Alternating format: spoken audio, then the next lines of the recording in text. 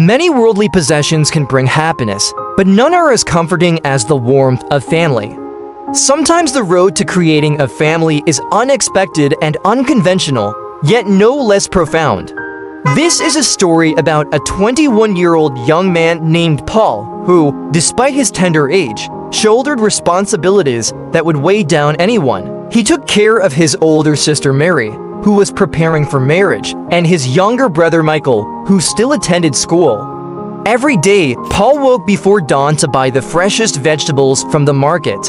He knew the villagers of Green Valley cherished healthy, fresh food, and he made it his mission to provide nothing less. From 9 a.m. to 3 p.m., Paul pushed his hand cart through the village, calling out, "Buy vegetables."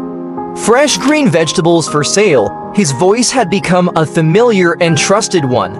In the evenings, from 7 to 11 p.m., he set up a small cart near his home, serving people returning from work. Though his prices were slightly higher, villagers preferred buying from Paul because of his friendliness and the undeniable freshness of his produce. Despite competition from other vegetable sellers, Mr. Smith and Mrs. Brown, Paul remained the favorite.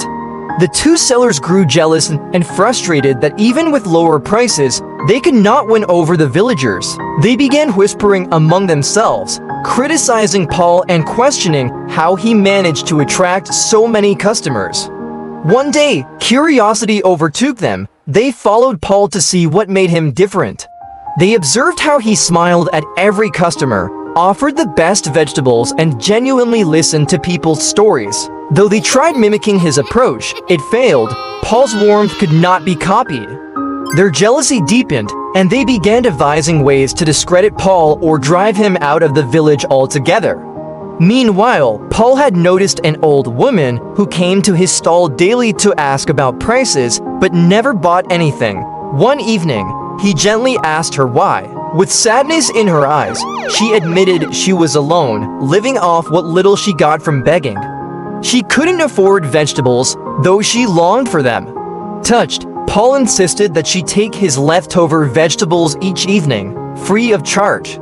The old woman, hesitant at first, finally accepted his kindness. The bond between Paul and the old woman, whom the villagers called Mrs. Johnson, grew over time.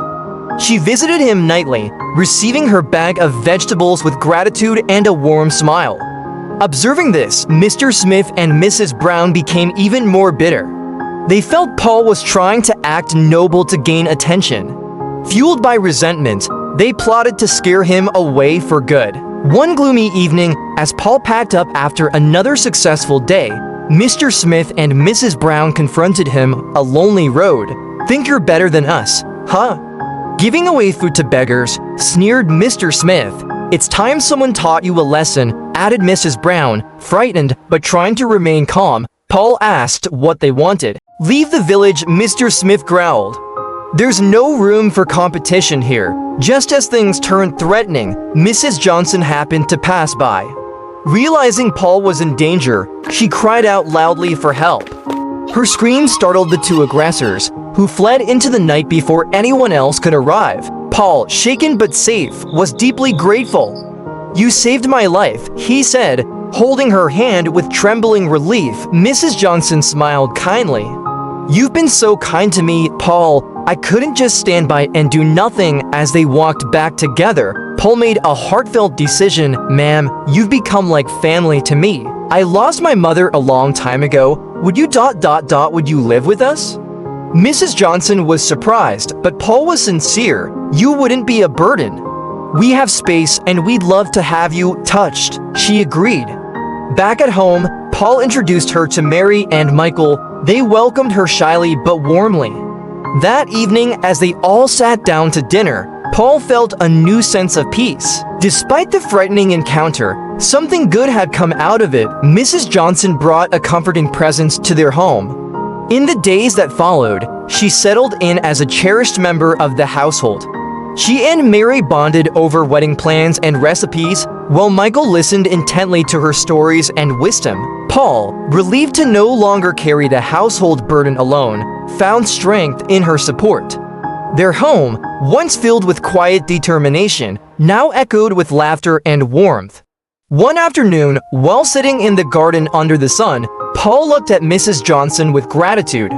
"You've brought so much joy and peace into our lives," he said. Mrs. Johnson smiled, her eyes moist with emotion. "And you have given me something I thought I lost forever, a family." Paul nodded, knowing her words were true.